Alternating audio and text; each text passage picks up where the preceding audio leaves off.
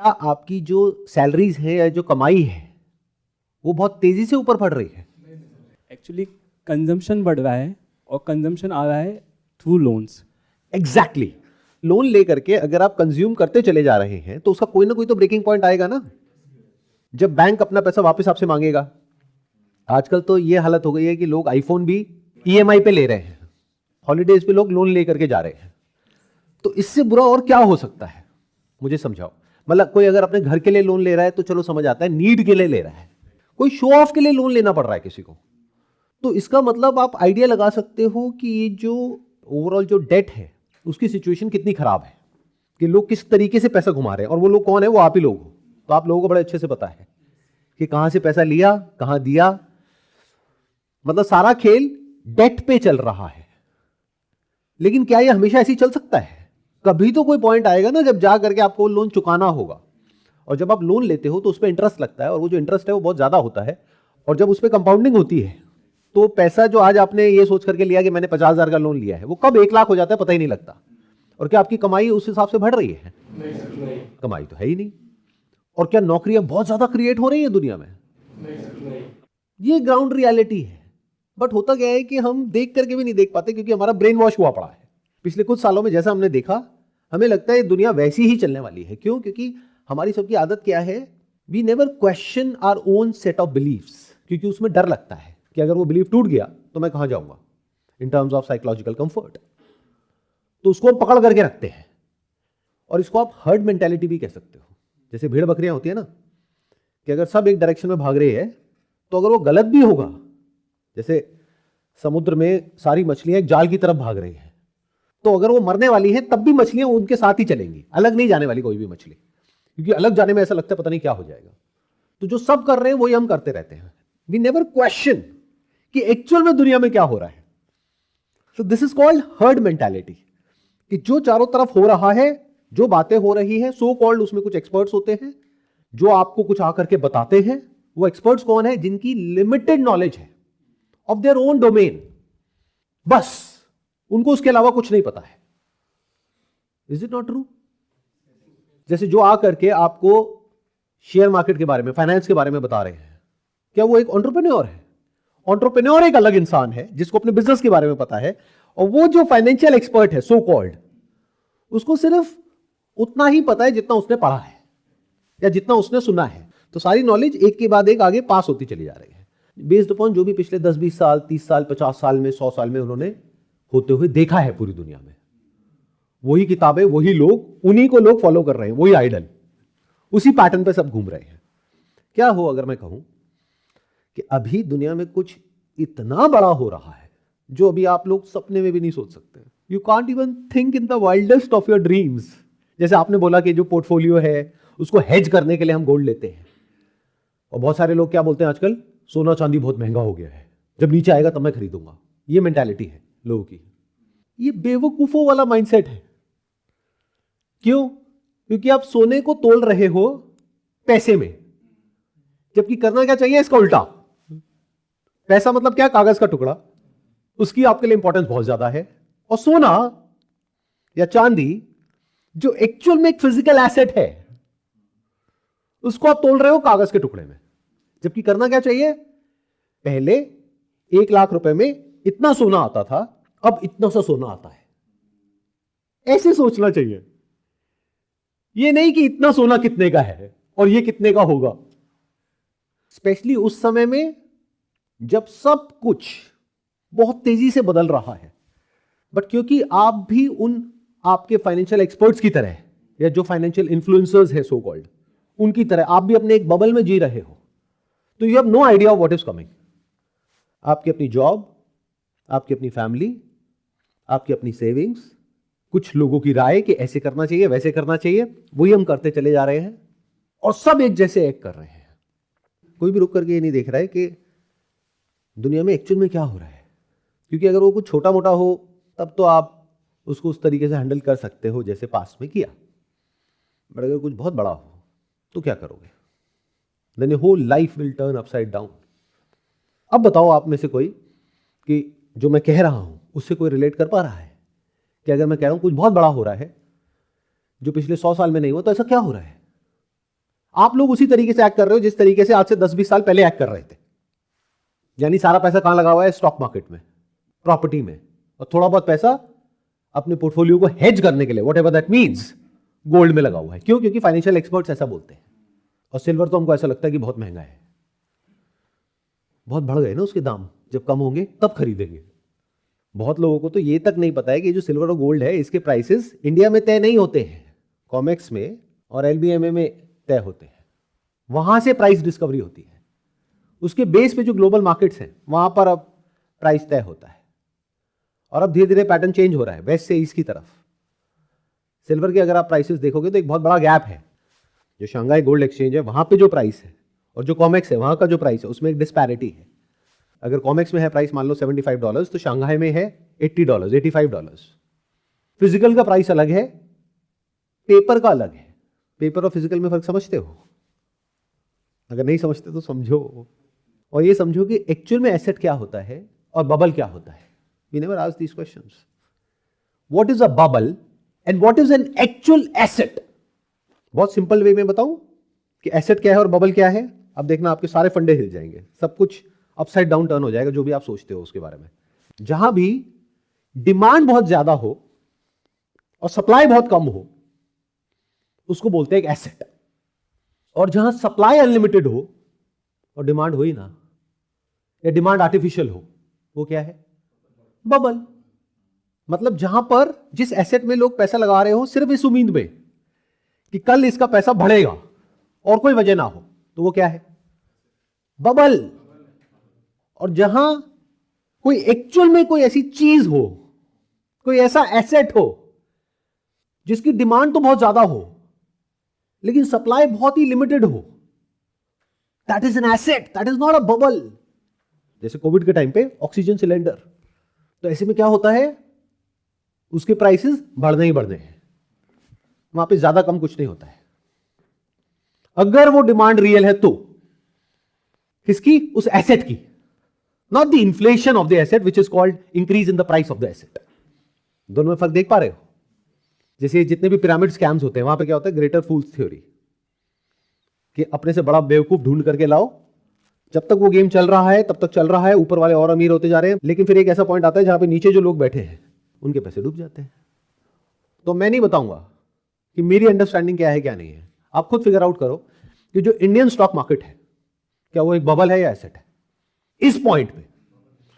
मतलब अगर आपको बिजनेस की नॉलेज है तो जिस प्राइस पे, प्राइस टू अर्निंग रेशियो पे जो बिजनेसेस अवेलेबल हैं, क्या उस पे जा करके आप उस बिजनेस को खरीदोगे या नहीं खरीदोगे? या फिर स्टॉक मार्केट में सिर्फ इसलिए पैसा लगा रहे हो क्योंकि आपका ब्रेन वॉश हो चुका है और आपके दिमाग में बैठ चुका है कि ये करना सही है, या सब कर रहे हैं तो मैं भी कर रहा हूं।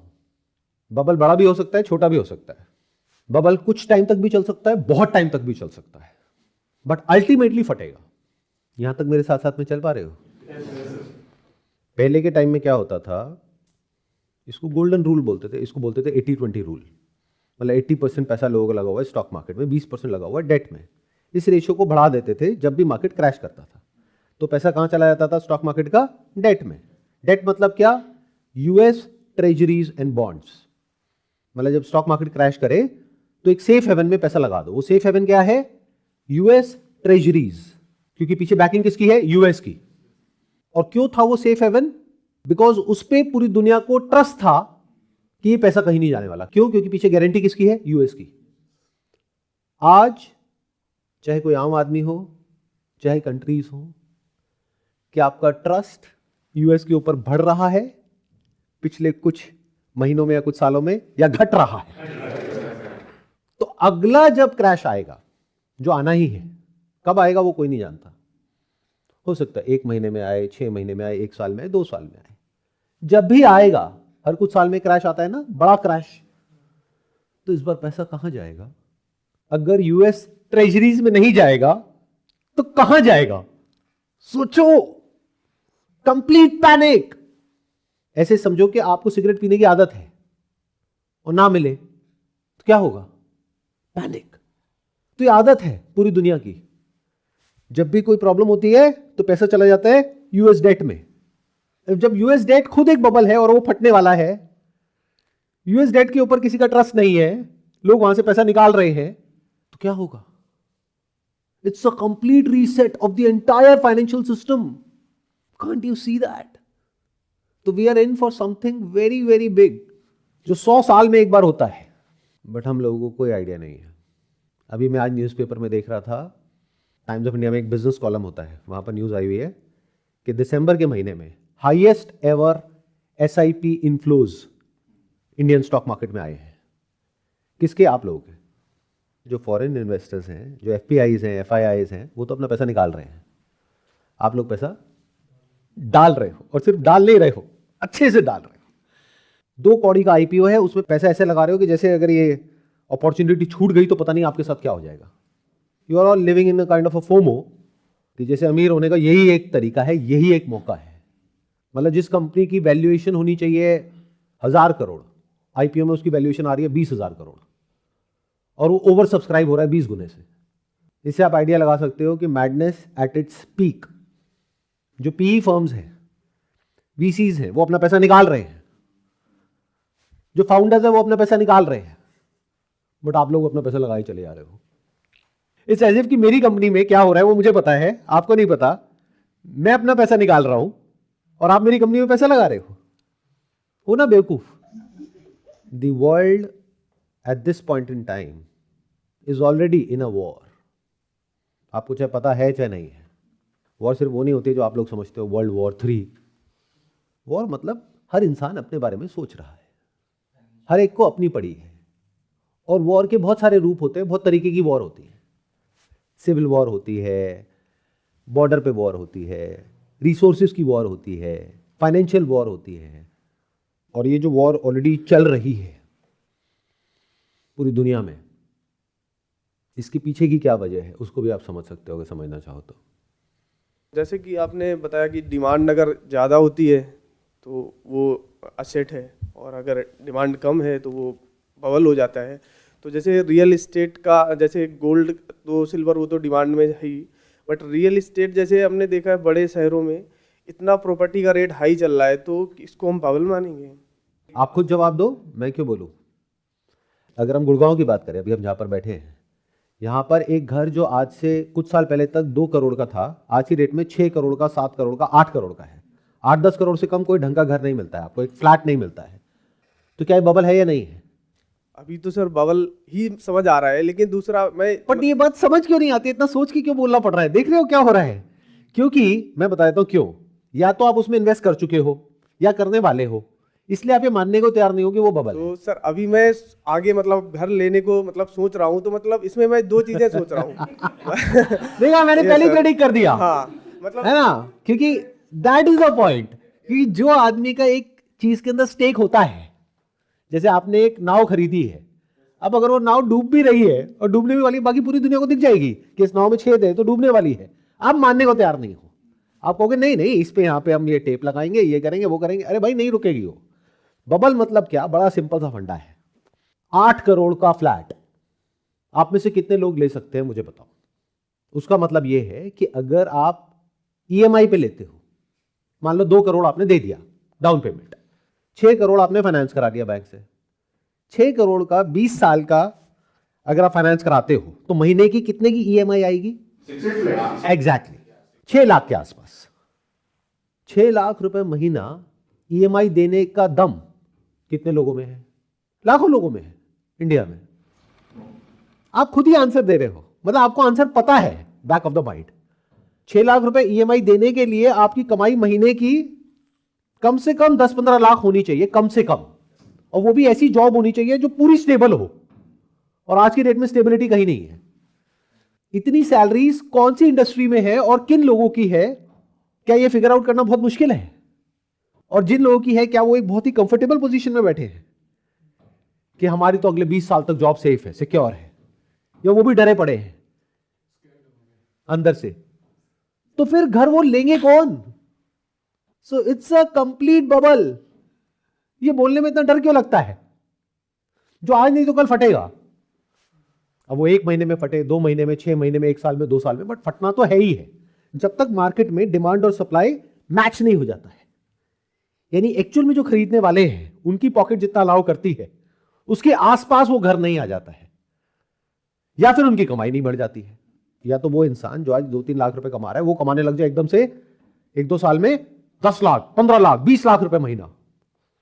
ये होने की पॉसिबिलिटी क्या है? ऑलमोस्ट 0%। तो दूसरा सिनारियो क्या है? वो घर जो आज मिल रहा है 8 करोड़ का, वो घर हो जाए 4 करोड़ का। Does that make sense? ऐसी तो होता है हर मार्केट में। जैसे कोई सब्जी वाला है, उसके पास में लिमिटेड स्टॉक है किसी पर्टिकुलर आइटम का। अब अगर खरीदने वाले बहुत ज्यादा आ गए तो वो क्या करेगा? प्राइस बढ़ा देगा। और खरीदने वाला कोई है ही नहीं तो वो कहेगा भाई क्या करूंगा मैं इसका, मैं खुद तो खाऊंगा नहीं इतना आलू, तो ले जाओ किसी भी दाम में ले जाओ। यही तो होता है। बट ये जो पूरी की पूरी लॉबी है रियल एस्टेट कंपनीज की, वो कभी आपको ये सब नहीं बोलेंगे। जो ब्रोकर है वो कभी नहीं बोलेगा। क्यों? क्योंकि उनका तो घर चल रहा है ना इस सबसे। उनको इससे क्या फर्क पड़ता है कि आप महंगा ले रहे हो सस्ता ले रहे हो। उनको अपने कमीशन की पड़ी है, प्लस उनको अपने प्रॉफिट की पड़ी है। तो वो क्या कहेंगे? अरे नहीं, अभी तो आप 8 करोड़ का ले रहे हो, ये तो आने वाले टाइम में देखो 20 करोड़ का हो जाएगा। वो देखो वो घर है ना 100 करोड़ का, अभी तो कुछ भी नहीं है प्राइस, अभी तो आगे देखो क्या होने वाला है। सब यही बोलेंगे। तो ये बबल है। Coming back to the topic जिसकी हम बात कर रहे थे, वॉर। वॉर क्या होती है, क्यों होती है, उसके पीछे रीजन क्या होता है, अभी दुनिया में किस तरह की वॉर चल रही है और किस लेवल पे चल रही है, वो अभी मासेस के लिए समझ पाना इज नेक्स्ट टू इम्पॉसिबल। क्योंकि आप लोगों का जो माइंड है वो ब्लैक एंड व्हाइट में सोचता है, सही और गलत में सोचता है कि लड़ाई होती है उसमें एक सही होता है एक गलत होता है, जबकि ऐसा नहीं होता है। कोई भी इंसान या कोई भी कम्युनिटी या कोई भी कंट्री पूरी तरह से सही नहीं होती है और पूरी तरह से गलत नहीं होती है, बट फिर भी उसमें एक ऑर्डर बना होता है जिसको पीस बोलते हैं, वर्ल्ड पीस, जो पिछले कुछ सालों में हम लोगों ने देखी है। मतलब क्या? दो फोर्सेस होती हैं जो एंटी होती है एक दूसरे के, लेकिन बीच में, अगर क्रिकेट का एग्जांपल दिया जाए, जैसे दो टीम्स के बीच में मैच चल रहा है, बीच में कौन है? अंपायर। ऑन ग्राउंड दो अंपायर्स हैं। अगर वो अंपायर एक गलत डिसीजन देता है तो एक थर्ड अंपायर है। अब ध्यान से सुनना, टीम तो एक दूसरे की मानती ही नहीं है, लड़ाई चलती ही रहती है। उसके लिए क्या होता है? जैसे फॉर एग्जांपल आपकी किसी से कोई लड़ाई हो गई, आपको लगता है आपका हक किसी ने मार लिया या आपके साथ में कुछ गलत कर दिया, तो आपके पास में क्या ऑप्शन है? पुलिस है, कोर्ट है। ऐसी वर्ल्ड के लेवल पे है जिसको हम अंपायर कह रहे हैं। तो ऐसा कभी भी नहीं था कि लड़ाई नहीं थी और नहीं होगी, हमेशा होती थी, होती है और होती रहेगी। बट एक मैच में पीस का मतलब क्या? कि दोनों टीम्स अंपायर की बात मान लेती है। अगर किसी को अंपायर से प्रॉब्लम होती है तो थर्ड अंपायर बैठा है। अभी क्या हो रहा है दुनिया में? दोनों टीम्स आपस में लड़ रही हैं जैसे पहले लड़ रही थी, लेकिन ग्राउंड पे दो अंपायर्स हैं, वो भी आपस में लड़ रहे हैं और थर्ड अंपायर है ही नहीं। सब कहते हैं हम मानते ही नहीं किसी थर्ड अंपायर को। Complete chaos, complete panic. तो कोई भी कुछ भी कर रहा है। इमेजिन करो वो सिनेरियो कैसा होगा जहां पर कोई रूल्स नहीं है। रूल बुक को उठा करके सबने फेंक दिया है, कहते हैं हम नहीं मानते किसी भी रूल बुक को, हम नहीं मानते अंपायर को। तो एक ने बॉल फेंकी, पीछे जाकर के विकेट कीपर को दी, उसने पीछे से बॉल मारी, आउट। नो बॉल वो क्या होती है? There is no ball, everything is a yes ball. सब यस बॉल है, नो बॉल कुछ नहीं है। तो सामने वाले को गुस्सा आ रहा है टीम को, वो कह रहे हैं ये क्या बदतमीजी है। वो कह रहे हैं हम एक स्टेप और आगे जाएंगे। तो उधर जो बैट्समैन खड़ा है उसने जाकर के उससे बॉल छीनी और उठा करके हाथ से फेंकी, छक्का। ये हो रहा है, आप लोग हंस रहे हो क्योंकि you are not aware of what is going on in the world. किसी के ऊपर कोई नहीं है, कोई किसी की नहीं सुन रहा है इस दुनिया में। तो इसका मतलब क्या है? अब जो पुराने रूल्स थे, जो भी थे, वो सब खत्म। अब नए रूल्स बनेंगे, नया खेल, नए रूल्स, बट वो बनने में टाइम लगेगा। कितना टाइम? जब तक वो लड़ाई पूरी तरीके से नहीं हो जाती, आइदर अ सिविल वॉर और a proper war at a global level. फिर एक रीसेट होगा। उस रीसेट में कितना टाइम लगेगा? 5 से 10 साल। वो जो टाइम पीरियड है वो बहुत ही प्रॉब्लमैटिक होता है और खराब होता है बहुत सारे लोगों के लिए जो तैयार नहीं होते हैं। जो तैयार होते हैं उनके लिए इस प्रॉब्लम में एक बहुत बड़ी अपॉर्चुनिटी छुपी होती है। तो you have to ask yourself, क्या आप तैयार हो इस वॉर के लिए, या फिर इसके बारे में आपको कुछ पता ही नहीं है? You have no idea of what is coming. क्योंकि अगर आपको पता होगा इस वॉर में बड़ी बड़ी पावर्स कौन सी हैं और किसकी क्या स्ट्रैटेजी है, तो उसको समझ करके आप सही जगह पे सही एक साइड ले सकते हो। नहीं आ रहा ना कुछ भी समझ में, सब कुछ ऊपर से जा रहा है। हम लोग की प्रॉब्लम यही है कि जैसे ही कोई भी ऐसी बात होती है जो हमारे समझ में फिट नहीं होती है, छोटी सी जो समझ है, अंडरस्टैंडिंग है, जिसको बोलते हैं knowledge and information put together by someone else, जिसने फीड कर दिया हमारे ब्रेन के अंदर एक रोबोट की तरह, उसके बाहर जैसे ही कुछ भी आता है तो हम डर जाते हैं, वी स्टार्ट फीलिंग अनसेफ।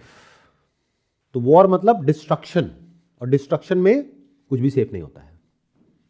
ये बात जो टॉप पे लोग बैठे होते हैं उनको पता होती है, गवर्नमेंट्स को पता होती है, आम जो पब्लिक है उसको एंड में पता लगती है, तब हाहाकार मचता है, ये क्या हो गया। तो जागो ग्राहक जागो, बोलते हैं ना, जागो। ये जो फालतू के लोग हैं इंटरनेट पे, उनकी बातें सुनना कम करो, बंद करो।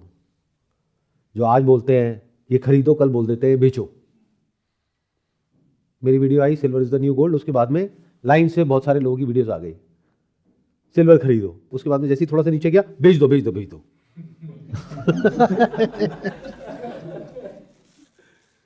मैंने ना बोला खरीदो, ना बोला बेचो, मैंने तो क्लियर बोला भाई ये कोई इन्वेस्टमेंट एडवाइस तो है नहीं, मेरी 6 महीने की रिसर्च है जिसको मैं शॉर्ट में आप लोगों को बता रहा हूं, बाकी अपनी बुद्धि लगाओ, बट वो तो हम लगाते ही नहीं है।